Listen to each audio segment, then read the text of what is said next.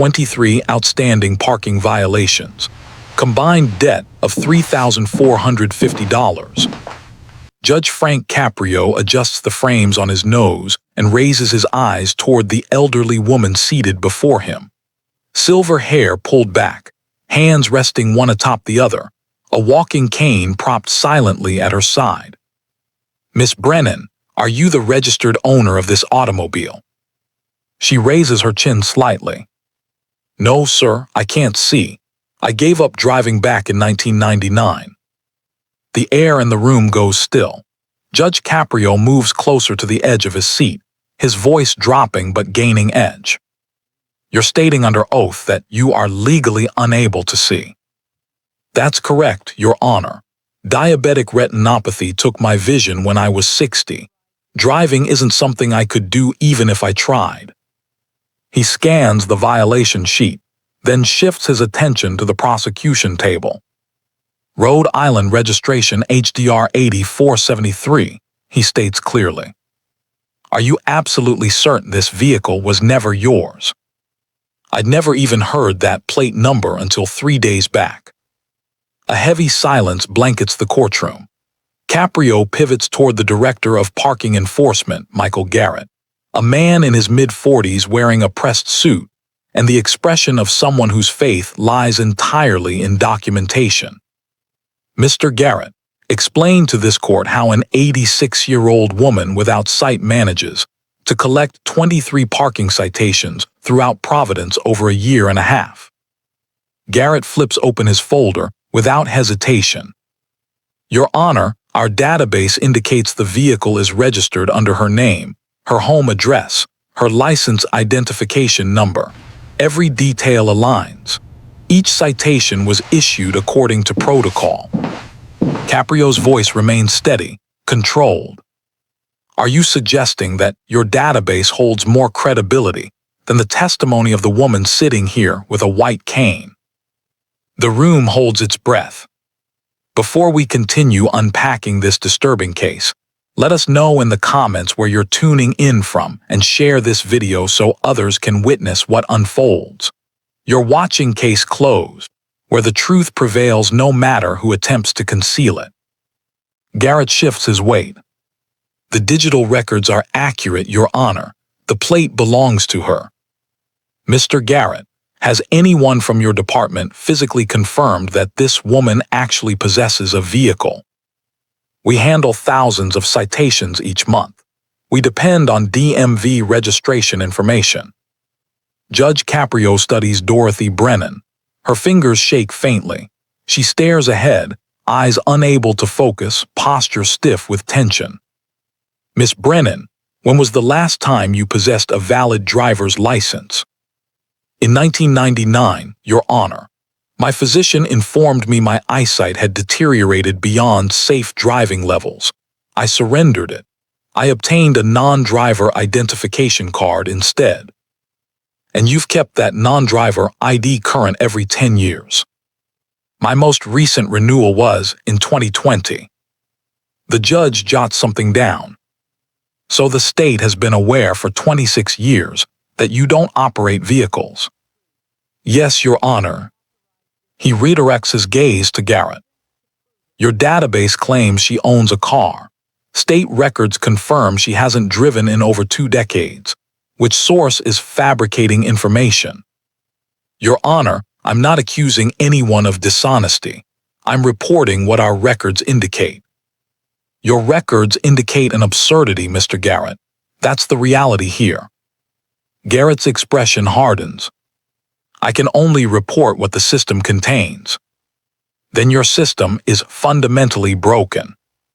A woman rises from the gallery seating, mid-50s, wearing eyeglasses, visibly anxious. "Your Honor, may I be heard?" Bailiff Matthews moves forward. "Please state your full name for the record." "Susan Miller. I live next door to Dorothy."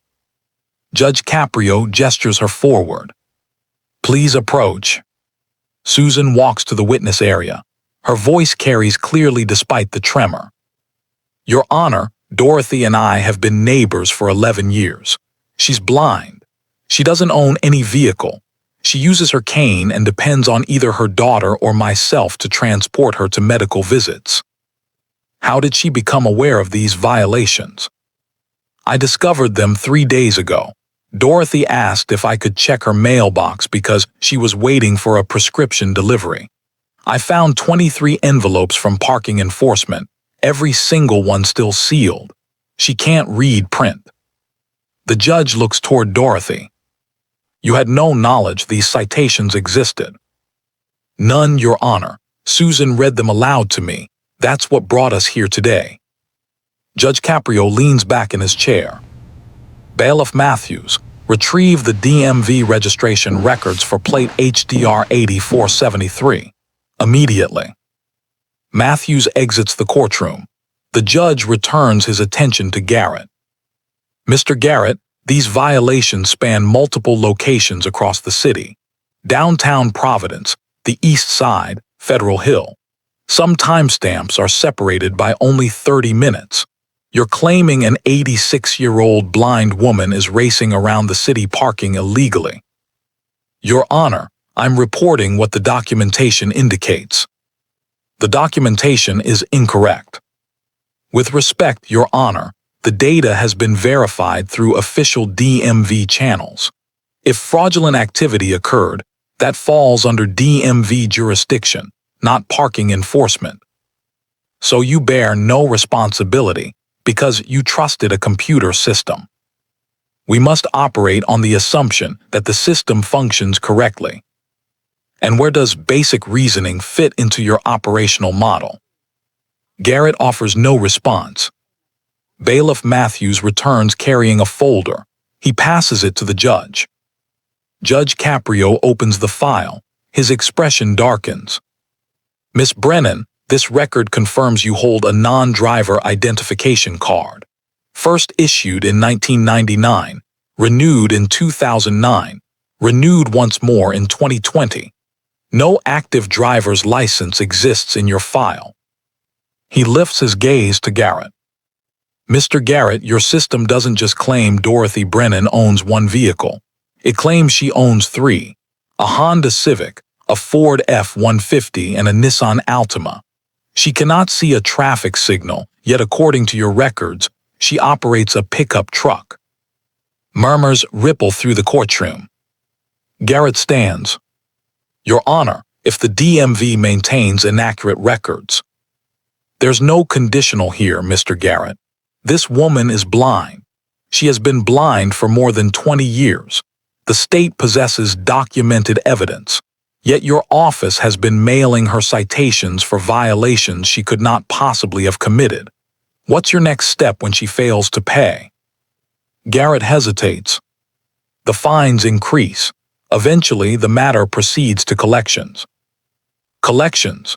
So a blind woman living on fixed income gets referred to debt collectors for offenses she didn't commit because your system can't cross-reference a non-driver ID. We don't currently have procedures for that scenario. You don't have procedures for applying common sense. The courtroom door swings open. A woman in professional attire enters carrying a briefcase. She approaches the bench. Your Honor, I'm Angela Torres, fraud investigator with the Rhode Island Department of Motor Vehicles. I received a call about this case approximately 1 hour ago. Judge Caprio motions toward the witness stand. Ms. Torres, please proceed. You're here because this situation isn't unprecedented, Your Honor. It's the first time anyone has challenged it in court. The room goes completely silent. Torres opens her briefcase. 3 months ago, we initiated an investigation into anomalies in vehicle registrations connected to elderly residents. The pattern remained consistent across cases.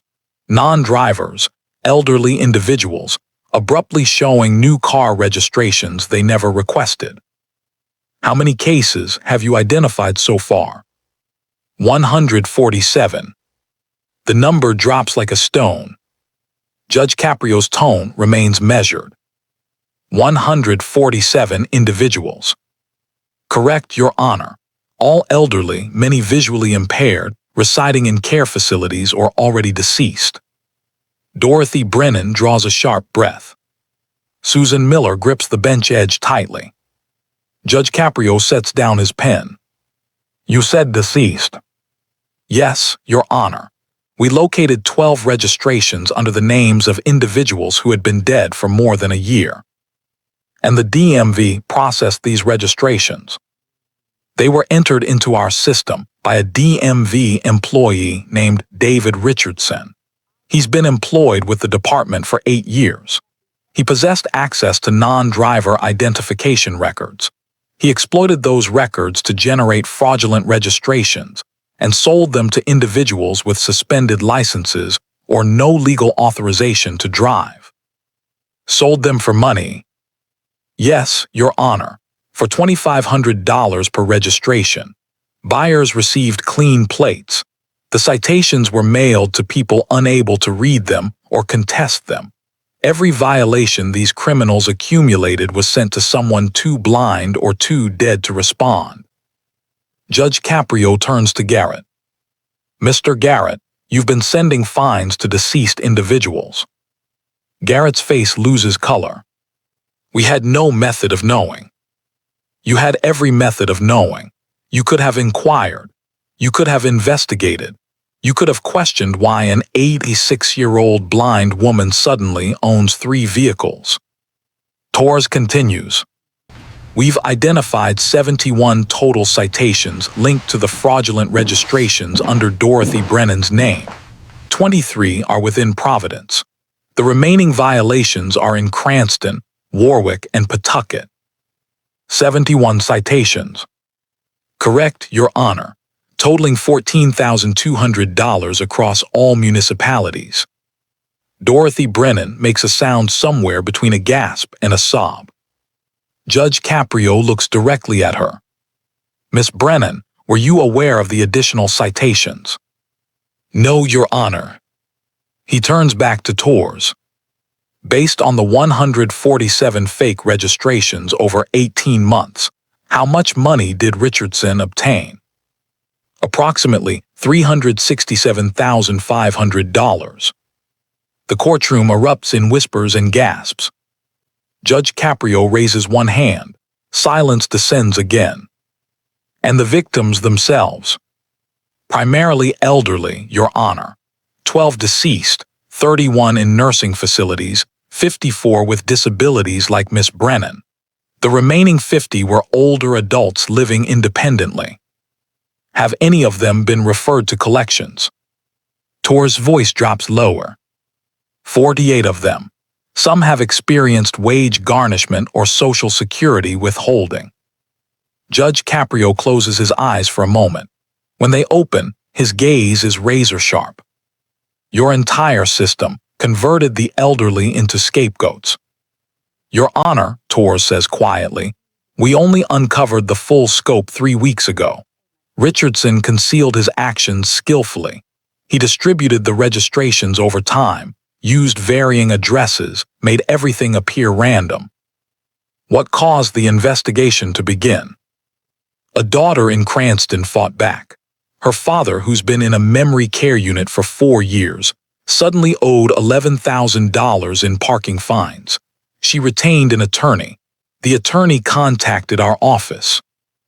Judge Caprio looks at Susan Miller.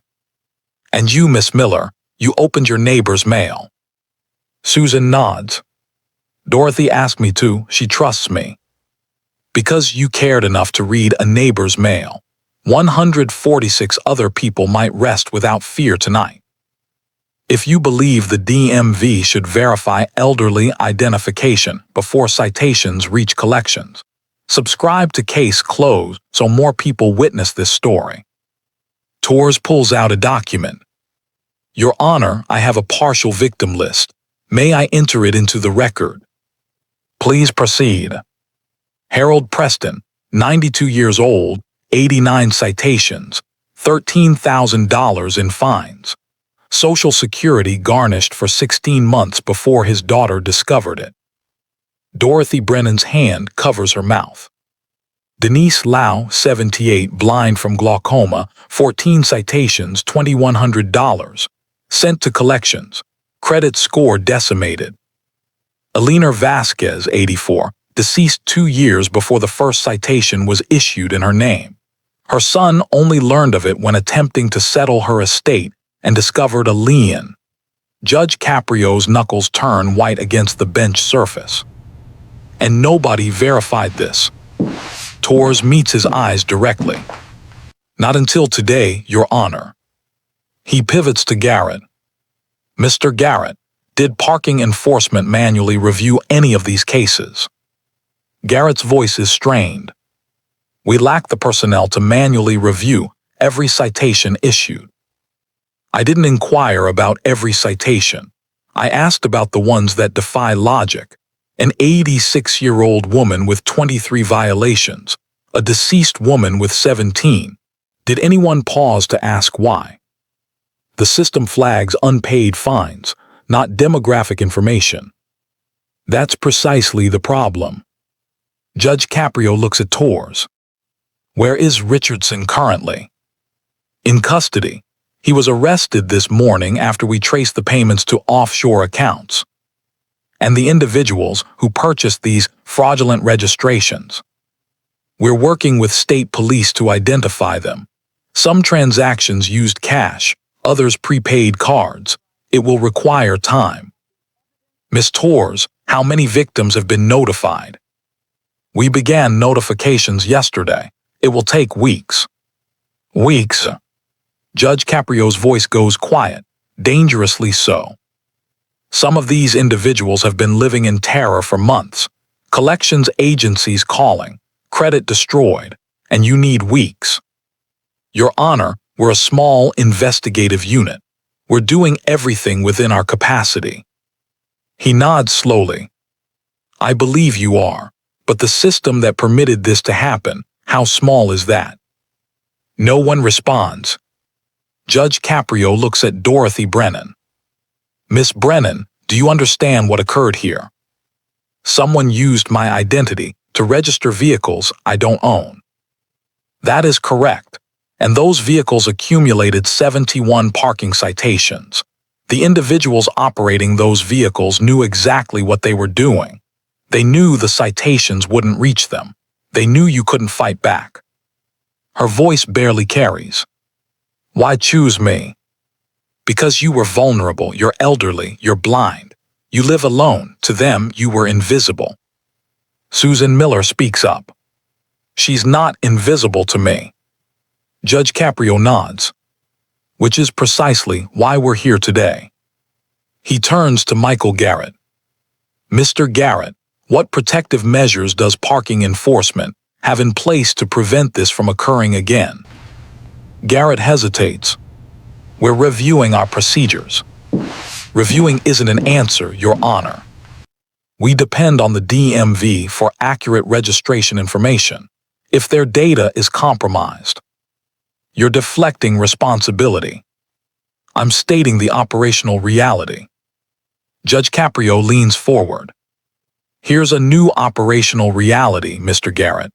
Automation without human oversight isn't efficiency. It's negligence. Your office pushed an 86-year-old blind woman to the edge of collections because nobody bothered to ask one simple question. Does this make sense? Garrett remains silent. I asked you a question, Mr. Garrett. No, Your Honor, it doesn't make sense. Then why did it occur? Because we trusted the system. And the system failed. Who accepts responsibility for that? Garrett's voice cracks slightly. We do. Judge Caprio sits back. He looks at the ceiling, then at the documents before him, then at Dorothy Brennan, who sits perfectly motionless, hands folded, face turned toward a voice she cannot see. 5 seconds. 7. 10. 12. I've heard enough. The courtroom inhales collectively. All 23 citations against Dorothy Brennan are dismissed immediately. Parking enforcement will issue written exoneration and place an identity fraud flag on her record, effective today. He turns to Torres. Miss Torres, your office will coordinate with credit bureaus to restore Miss Brennan's credit standing and remove any record of these violations from all databases. Yes, Your Honor. Furthermore, I'm placing the following recommendations on the record for the Rhode Island Department of Motor Vehicles and all municipal parking authorities in this state. He looks directly at Garrett and Torres.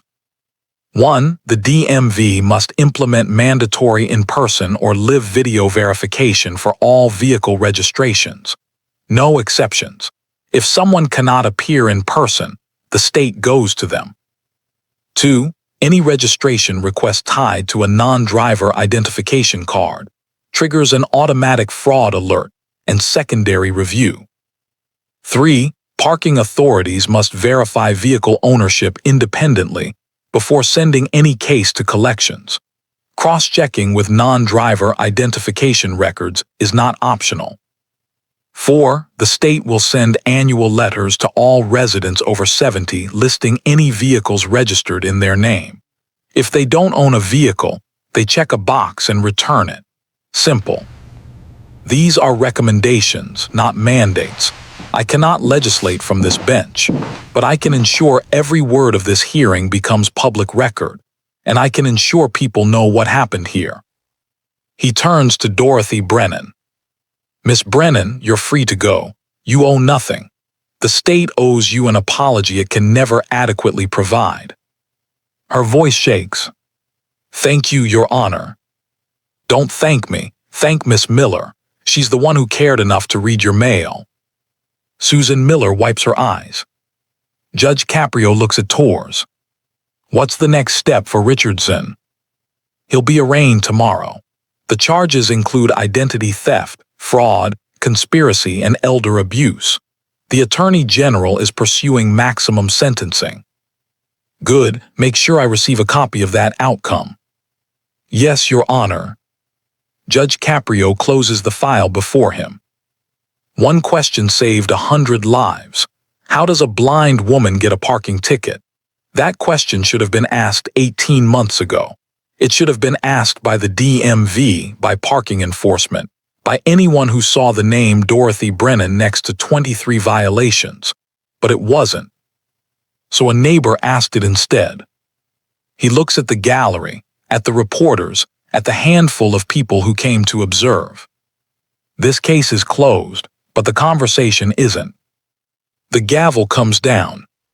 4 months later, David Richardson pleaded guilty to all charges. The judge sentenced him to 12 years in state prison, with no parole eligibility for 7. The state issued refunds to all 147 victims. A compensation fund was established for those whose credit had been destroyed or whose Social Security had been garnished. Legislation passed requiring in-person verification for vehicle registrations tied to non-driver identification cards. But 23 of the victims had died before the fraud was uncovered. Their families received apologies and compensation, but not justice. Dorothy Brennan became an advocate for elder identity protection. She testified before the state legislature, stating that trust is something you don't need eyes to lose. Judge Frank Caprio kept one of her citations framed in his office. Next to it, he hung her white cane, a gift she presented him after the hearing. The placard beneath reads, "Ask the question. Susan Miller still checks Dorothy's mail every day. Not because she must, because she cares." Michael Garrett resigned from parking enforcement 6 weeks after the hearing. The new director implemented manual review protocols for all high-volume violators and cross-checks with state disability records. Angela Torres was promoted to lead a statewide elder fraud task force. She carries a photograph of Dorothy Brennan in her briefcase as a reminder that data without humanity is just numbers. And Dorothy Brennan. She still lives in the same modest house she's occupied for decades. She still relies on her neighbors to help her reach appointments. she still renews her non-driver identification card every 10 years because she hasn't sat behind a steering wheel since the 90s. And now, when the mail arrives, someone sits beside her, opens each envelope and reads every line aloud. Not because she's helpless, not because she's forgotten, but because finally someone sees her. Someone sees the years she worked. Someone sees the life she built. Someone sees the truth behind the paperwork that tried to bury her. And cases like this force us to confront a harder question. Is 12 years enough for a DMV worker who stole 147 identities, including one from an elderly blind woman who never deserved any of this? Tell us what you think down in the comments. Your voice matters here. You're watching Case Closed, where we honor the legacy Judge Frank Caprio left behind. Justice with compassion, accountability with humanity, and the courage to see people, not just paperwork. Before you go, hit subscribe to Case Closed and share this video with someone you love. And tell us, comment where you're watching from so stories like this never disappear into silence.